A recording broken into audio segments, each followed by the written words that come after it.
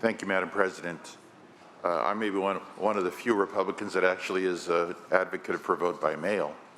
I came to a lot of research when I was a county supervisor, and more than 60% of our residents that are registered are already voting by mail, so the trend is your friend.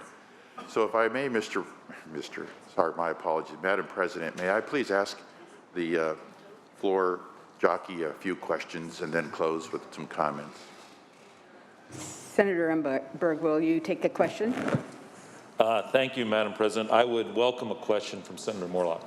Well, thank you. It's good to be asking questions from a senator from Orange County.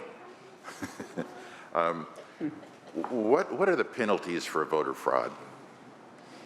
Well, I'm not exactly sure what the penalties for voter fraud. If you, I assume there's some criminal penalty, but we'd be happy to get back to you. We keep getting stories, Senator, of maybe people taking mail out of an open mailbox or an unlocked mailbox, and then those can be stolen and used. We've heard stories of people, like 10 people at a apartment complex that's really just for one person. We get all these stories. So, but it's true. It would be nice to know when we get asked questions, what's the penalty for doing certain things. And of course, I'm having difficulty finding actual cases of voter fraud, but we certainly have stories from both sides of the aisle, including Senator Lou Correa, who had found just a lot of incidences of these types of concerns. So it would be good to get educated on that. The second question is, why do we need 17 days after Election Day? Well, I think the question, Senator Moorlach, goes to how long the registrars have to basically tally the votes that come in. If your ballot is postmarked by Election Day, then the registrar can count that ballot for several days after the election. And the reason is while our post office is usually quite efficient, on occasion, they're not as efficient as we'd like them to be. And so we don't want to disenfranchise anyone, not through any fault of their own, but because the post office delays delivery. And so that's the purpose. But to make sure that everyone understands, the ballot must be postmarked by Election Day. Thank you. That answers that question. The third question, how do we justify an additional $35 million in the general fund now that we are in a recession and we'll be voting the next few days on a budget with perhaps some severe cuts? What are the cost-benefit concerns here, and could you address that? So that's a good question. And clearly our budget is a statement of our values and what we prioritize. The election is incredibly important. The preservation of our democracy and enfranchising as many as possible is incredibly important. I believe that the marginal, I just checked on this today, the marginal cost is about $13 million that this bill would add. And so, yes, there is a cost. It's $13 million.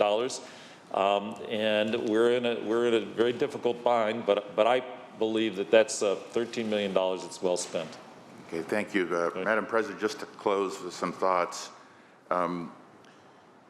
Currently, California is the only state in the nation that has not issued its June 30, 2019 audited financial statements. It should have been done, for most large municipalities, should be done within 6 months, around December. California historically has been done around April. We contacted the state controller's office and we were told it probably won't be until September. So kind of an awkward deal that of all the states we're not showing people our financial statements. So I'm a little concerned. So we called the state controller's office and they said that there were 2 departments that were holding up the comprehensive annual financial report, one of them being the Secretary of State. So, colleagues, I'm just kind of concerned of what's going on in the Secretary of State's department. It has a perception of being mismanaged. I'm just kind of concerned. We certainly were not amused with what happened with Motor Voter being implemented way too soon with the software not available, and it created quite a mess. I really want to support AB 860, but I'm nervous about abuse. I'm nervous about the costs, and I'm nervous about the Secretary of State's department that appears to be struggling or whatever, or floundering, whatever is happening over there.